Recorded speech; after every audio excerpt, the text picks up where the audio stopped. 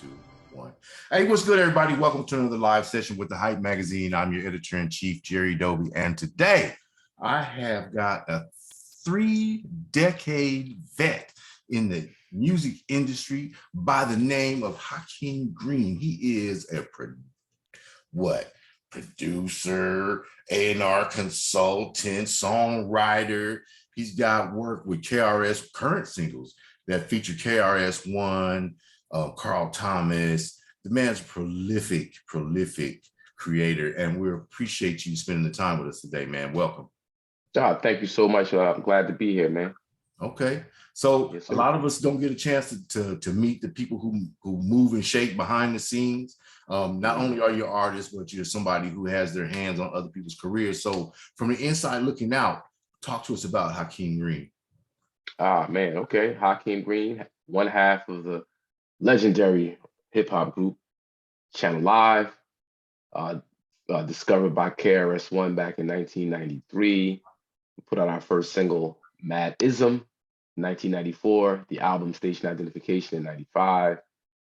And then from there, just hung around the music industry doing a bunch of different things, from artist management to video production, writing treatments, discovering talent, very instrumental in Carl Thomas's career, Mike City, songwriter, producer who wrote and produced I Wish I Never Met Her for Carl Thomas, along with a bunch of other, huge artists from Brandy, Dwele, Dave Hollister. I mean, the list goes on with that guy. Benny Boom, who's the unofficial third member of Channel Live for a while. He directed our last music video as Channel Live, Wild Out 2K. That was Benny's first video as a director, and he did that under a joint company that we had called IBC Guerrilla Flicks. And Benny and I went on to expand his video film career, and then did some artist management, got some artists signed to Def Jam, and then back in 2006 or 7, I reunited with KRS-One. We launched the Stop the Violence movement as a nonprofit. Did that for a few years, and I took my talents to Newark, New Jersey, and got with then South Ward Councilman Raz Baraka, who is the current mayor. Created a program called 24 Hours of Peace, which was it is a 24-hour peace concert festival to support his initiative, Violence is a Public Health Issue. Been doing that for like the last 13 years. We've had everybody, of course, KRS-One, Carl Thomas, Fat Joe, Talib Kweli, Big Daddy Kane, Rakim, Jadakiss, Beanie Siegel, Freeway, Smith & Wesson, Monifa, My Son. There's tons of artists, from all over the country come in to support, this movement we have pushing peace, love, unity, safely having fun. In 2006, 7, I got back into, artist mode, started writing and producing music again, and most recently dropped an album in 2020 called Mad Ism, Who Wants to Smoke, as a celebration album of the song Mad Ism. And of course, with all this cannabis stuff going on around our country right now, all we do is spark Mad Ism. It's definitely about that weed. Right. So that features KRS-One, Carl Thomas, Tretch, Do It All, Keith Murray, Sadat X, Dres from Black Sheep, Thurston Howell III. I put that out in 2020. I have an upcoming album called Aubrey that's going to drop September 2nd of this year, later this summer, with KRS-One again, Freeway and CeeLo Green, Malik Youssef from Good Music, Kanye's entertainment company. And I put out a project this past 420 called Nah Me. Yes, sir. This is something, short and sweet, EP, 5 songs, 2 verses each song, entirely produced by Big French from Mad Bull Productions, with the single New York Rap, Now and Then, Love and Hip Hop, which is killing them right now. I got a joint called Son of God and Can I Eat? And that's the Nah Me project. Yeah. So. Wow. Busy man. Yeah. Trying to keep it going, bro. Trying to keep it going. Look, we need people with experience and overstanding to keep pushing music in the hip hop culture. And these kids are pissing me off every single day, and I don't make music. You know what I mean? Uh, but you know, when you ask them certain questions about the history of the genre, the culture that they purport to represent, and they don't have the basic foundation, I'm like, man, get off my damn interview. You know. Anyway, I'm like that. I'm an old grumpy. They call me Grumpy Grampy, so I don't give Uh-huh. I don't give them any kind of a chance. Well, look. So, what was like the defining moment that made you choose the entertainment industry as a career, professionally, giving up everything else? Well, I wouldn't say I gave up everything else. You kind of, you just take it how it comes, and I still stayed. I'm an educator. I was a school teacher from 1990 to 94. Okay. I met KRS-One um, because I started an after-school program called Act Now, African Children of Tomorrow Now. This was, like I said, 1990 to 94. And that always remained a part of me, education and activism. Um, but in terms of the culture of hip hop, how to express it and how to put it on a platform, you got to go into the music industry to really get the look. And then, once you get the record deal, Capitol Records was our first record deal. It was for a sizable amount of money. It's like once you get that money, Uh, get that money. gotta put in the work. I gotta put in the work. But then just as an artist, and someone who's big into expression, there's so many ways of doing that. So with Benny Boom being a videographer, filmmaker, me having my hand in a bunch of his projects, helps me keep that expression going. And then being a liaison and consultant for the Carl Thomas project, helps you keep that. Even though the rap side of me, the artist side of me wasn't doing its thing, I have all these other skills that just comes from being in and around the culture, having a huge network, knowing how to utilize my network, having ideas and understanding how to execute them. And that's what kept me in that music industry, entertainment industry space. Okay. Networking is such a buzzword now. People don't understand it, but you know, a lot of these kids are too hard for themselves and too scared to say hi. Yeah. Talk to us about, how networking moved you forward. Well, network is your net worth. Your Rolodex, your phone now, used to be a thing that you had on your desk with little cards and it was in a circle, and you open Yeah. up Rolodex, you spin it around, and you being able to pull a name out, call that person, the person pick up your call, means that you can execute ideas because you can't do everything yourself. You just can't. So if you have a network of people who can help you execute an idea, that helps to determine the value of your idea. So your network is everything. You don't have to know it all. You don't have to do it all. You don't, if you have a sound idea and you have a network of people who are in different spaces, marketing, PR, video, production, songwriting. Now you have, the excuse me, the digital space is a huge world to be in, and there's folks who are, experts at that. And it doesn't necessarily mean they went to school for it.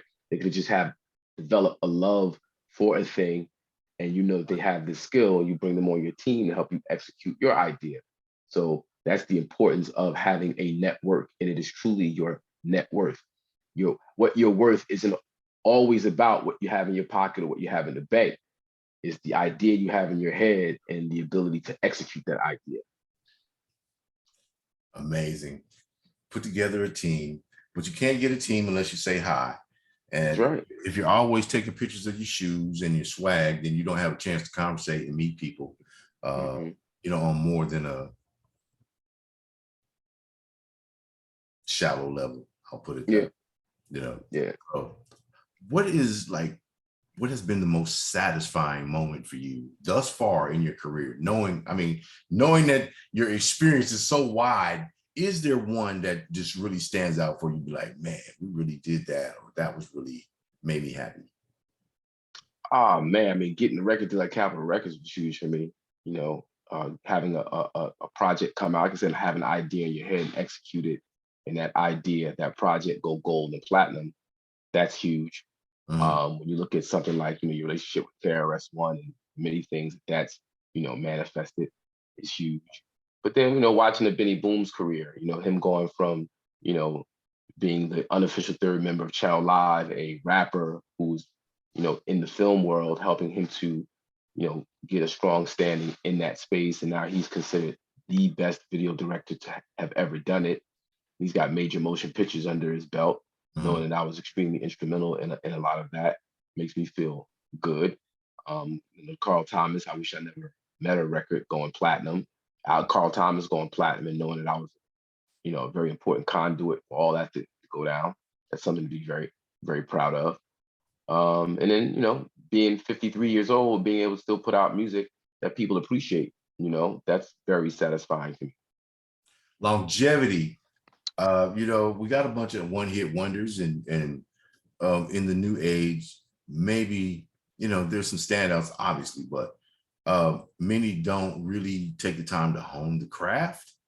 They just want to put out something that sounds fun and or talks crazy and rhymes with music, and Mhm. they're missing real depth, real content. Mhm. How at 53 do you continue to attract an audience that wants content, that appreciates content, and how do you direct that towards a younger consumer?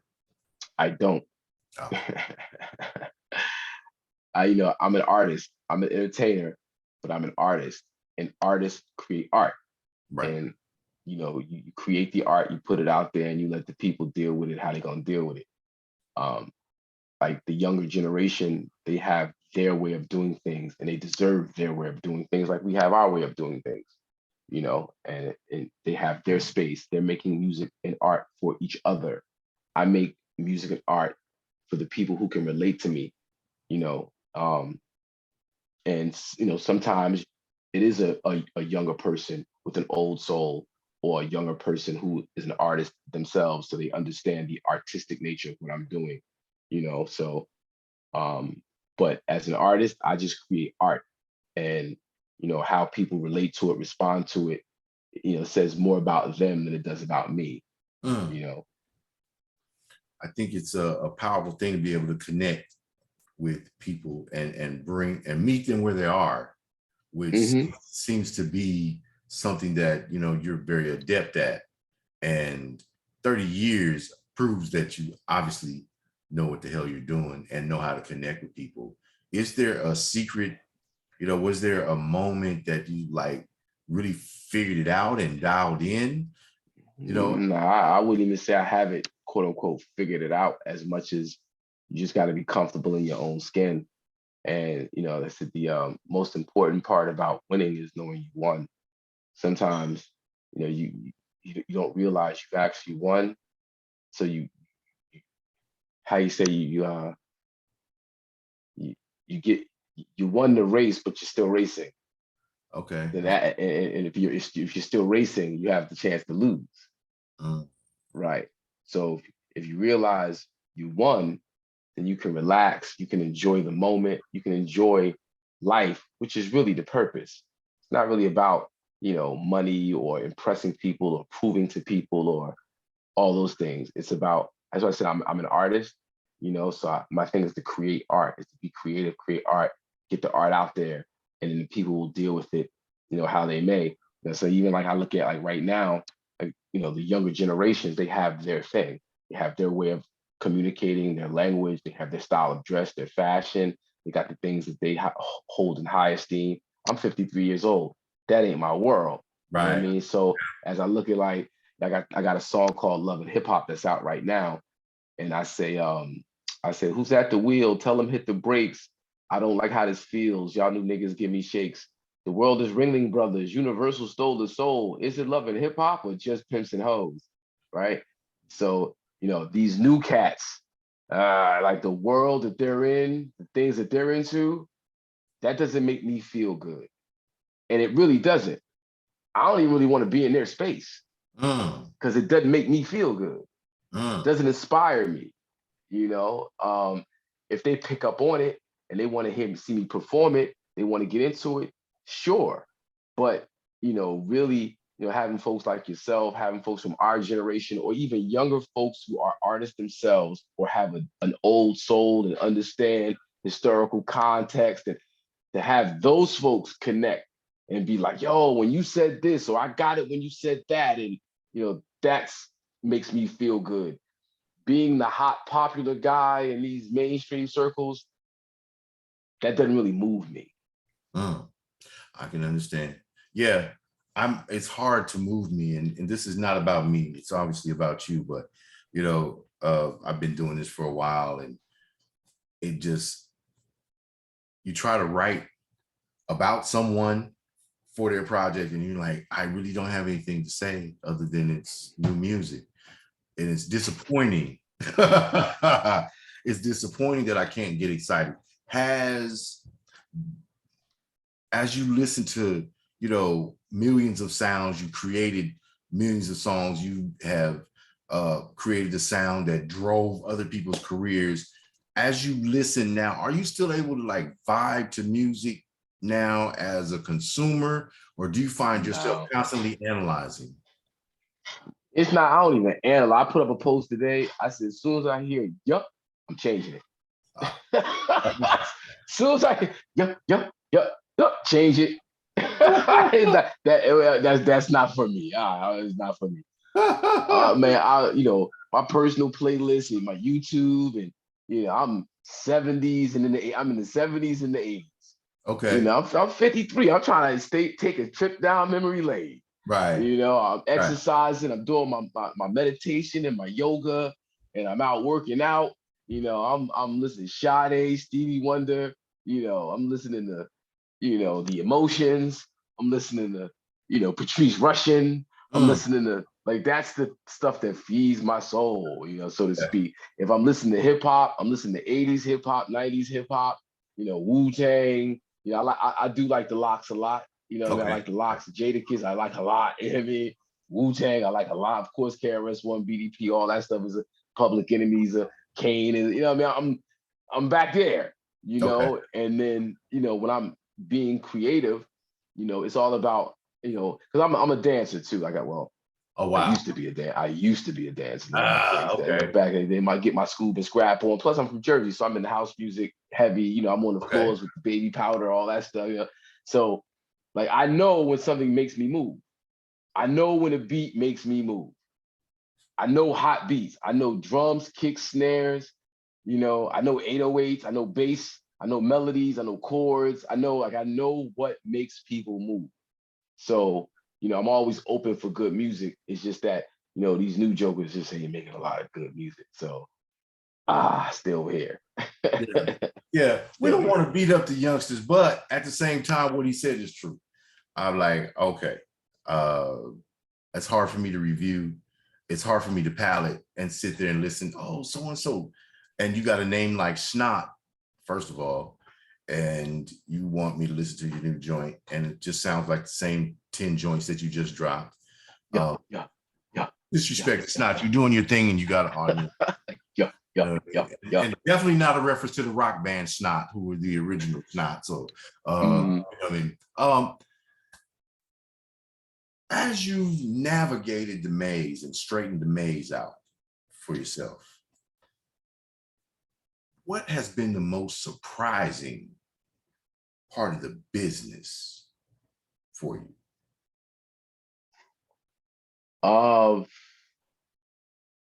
Man, that slavery's intact. Say that. So, most people don't know that in the late 1800s, early 1900s, there was an official music genre called coon music.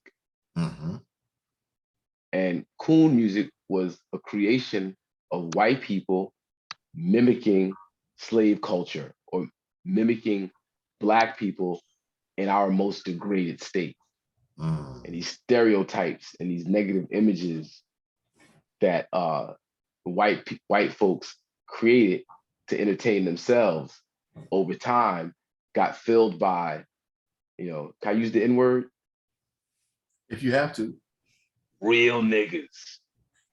At some point, they needed real niggas to Right. act out these stereotypes and these negative images.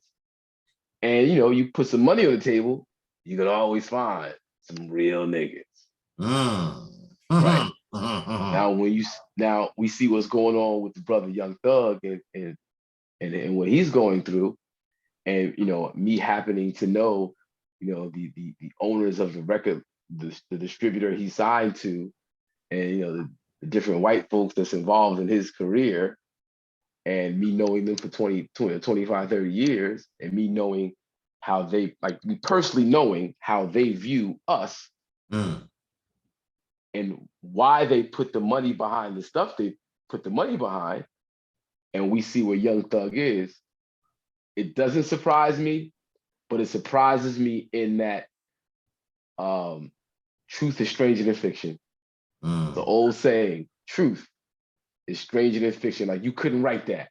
And Right. I have a song called Still Building that I put out in 2004. It's called Still Building. And Still Building is about a meeting that I had with Todd Moskowitz when Todd was vice president of Def Jam.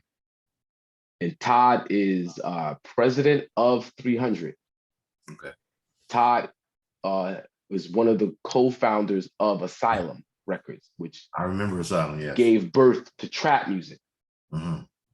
So Still Building goes, I was at a label and the man implied that if I didn't sell drugs, I wouldn't get signed. He said I didn't look like I was locking the block, and that his whole rap roster was chopping the rock. Bump that. Crack got our people insane while we commercialize the drug, sell them the pain. Mm. Everything we spit goes right to the brain, and now your little brother out there selling your chain. Mm. Bump that. That's like Judas going out like a dry snitching on wax in court, plead the fifth. Dry snitching on wax in court, plead the fifth. Dry snitching on wax in court, plead the fifth. Uh, That's 2004, me talking about a meeting I had in 1997. Here mm. we are in 2022. Truth is stranger than fiction. Bruh. Can't tell them nothing, no. Can't tell them nothing. Can't tell them nothing. Nothing. I, So, mm, gotta go. yeah. Gotta go. They I coming to get you, and you gotta go. Hey, police don't have extradition. Y'all need to get out of here. I just, you know, the advent of social media is the cause of people putting their business out on the street. I remember a time when I was coming up, we gang banging and you did banging on wax, right? After the truce, right? So it was the Crips and Bloods had the different whatever, but nobody was telling about different life adventures in detail. They kind of spoke about it in general and this, that, and the third. But now, like the young rapper who just got busted for Robbing robbing ATMs. ATM. Yeah, we on the same page. I'm like, bro, What you think, bro? come But on what you now. think? But Yeah. you know what though? It's like, short bus, lot of brother, the GMO diet that we've been raising our kids on. The critical thinking faculties. We just as our generation didn't do a tremendous job at making sure our youngsters could think their way out of a paper bag. And it's just not thinking, man. Everything's for the gram. And one of the biggest tricks played on our people through hip hop music, rap music, is the idea of keeping it real. Yeah, keep it real. You have to really be what you're talking about. So, where, back in the day with us, we were speaking from an artistic perspective, just painting the picture of what we're experiencing. Now, keep it real. You really have to be the guy. And to prove that I'm that guy, I'm gonna rhyme about it and then I'm gonna go do it. Like, they say, Black people sold themselves into slavery. But there was a different concept of slavery in Africa. People don't understand. But Slavery. the idea, yeah, Budgets. but it's the idea that you would sell your community into slavery. I got a song that dropped last fall called Y'all Niggas. Mm, You ask me what's wrong with the hip hop community? Y'all niggas. mm, You ask me what's wrong with the black community? Y'all niggas. mm, mm. And it's the in the song in the second verse, I detailed the, basically the prison industrial complex orchestrated by Richard Nixon in the 70s, Mm. coupled with the war on drugs, which is really the war with drugs. And when you understand why Nixon stayed in Southeast Asia, Vietnam, Cambodia, because of the heroin fields that were worth so much money to the American market.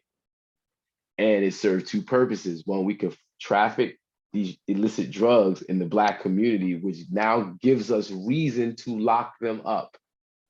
Yeah. And then you see where Reagan and Bush come in with the Iran Contra and the crack cocaine. We killed two birds with one stone.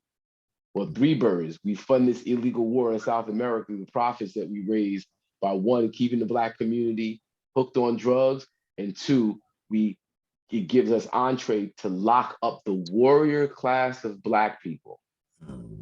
The warrior class of Black people have now been left open to law enforcement, who now have the agency and the right to come, not just lock up the people participating, but everybody that's connected to it.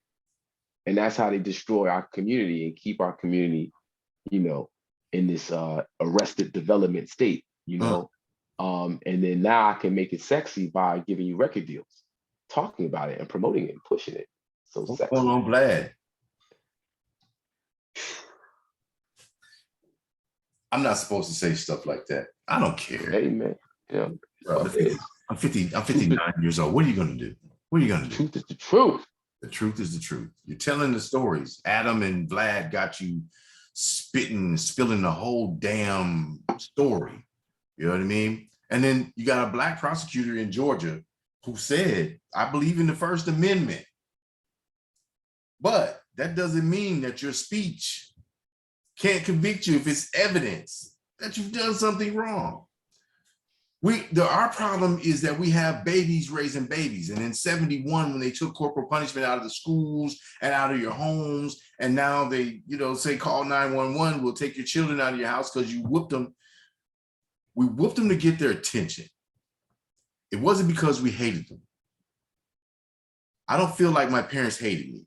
I feel like they were getting my attention because I was a hard head. I was running the streets, doing my thing, and bringing drama and disgrace to my household. And I was put on notice, and it just happened to, come with corporal punishment. That's how he was raised. At least, I wasn't getting hit with a whip. The concept is the same. You're going to obey. And I understand that. And, but you can only talk to hard-headed people so long before you have to pop them upside the head and say, hey, this is going to take you down the wrong road. It's a detriment to your future.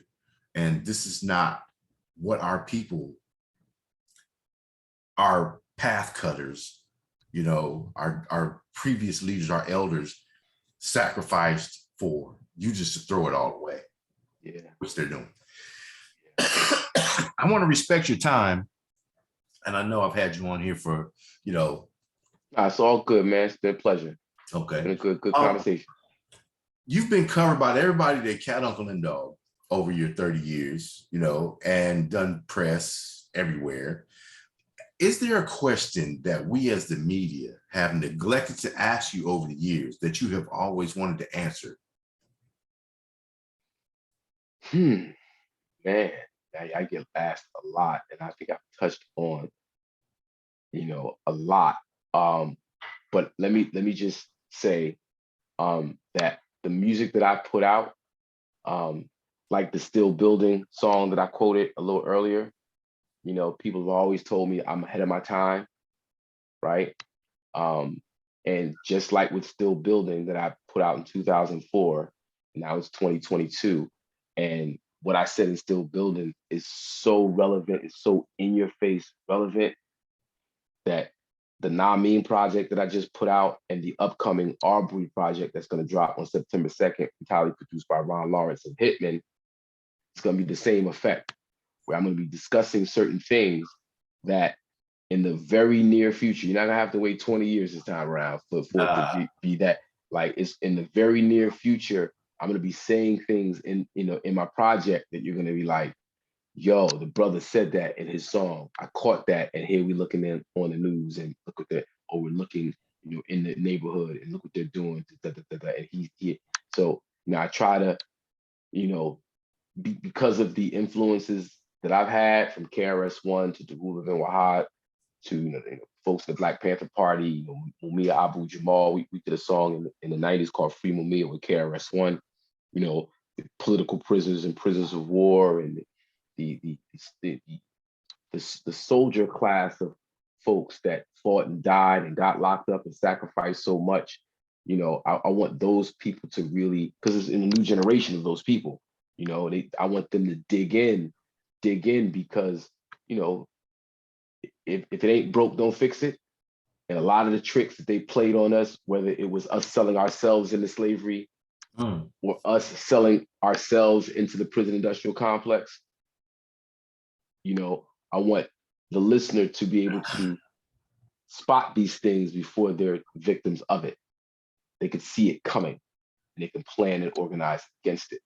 And I come from the tradition of the Boogie Down Productions and the Public Enemies, and just that spirit of revolution in the music, that I want folks to be able to draw off that, be able to apply it. And then, like, whether I'm right or wrong, I want you to be able to understand it and see where I was right and see where I was wrong, and be able to direct your life accordingly.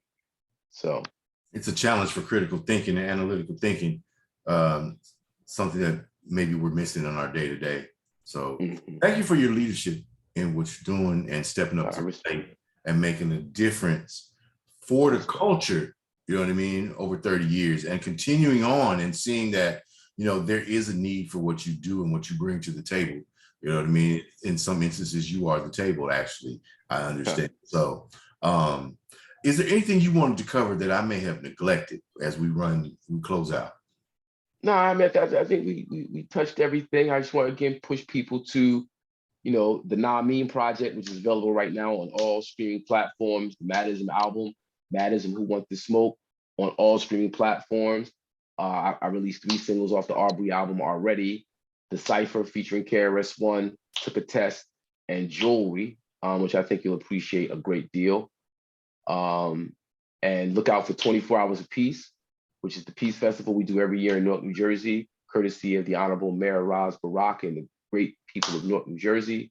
And you can check me on all social media platforms, HAKIM GREEN, which is Hakim Green, and madism.info, and 24 HRS of Peace, 24 Hours of Peace.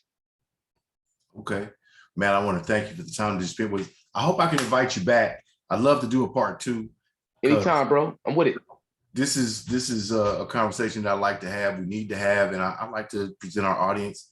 And there are a lot of people who appreciate having conversations like this because they're not having them. So thank you. I'm honored to have had this opportunity. And yeah, man, we'll set it up for a part 2. I would love to do that. And thank you for looking forward. All right, thanks, Jerry. All right, everybody. The Hype Magazine live sessions. Hakim Green, he is a legend. Stay tuned for the Arbery project, September. Go get the Namin project, which is out now on all DSPs, and follow him on social media, Hakim Green. I mean, he's someone that we need and should respect in our industry. And as a journalist that deals with our culture, I'm saying this lion right here is one of the leaders that we need to recognize. And the Hype Magazine is going to do everything we can do to ensure that we perpetuate his initiatives, support, and save our children. Thank you, brother.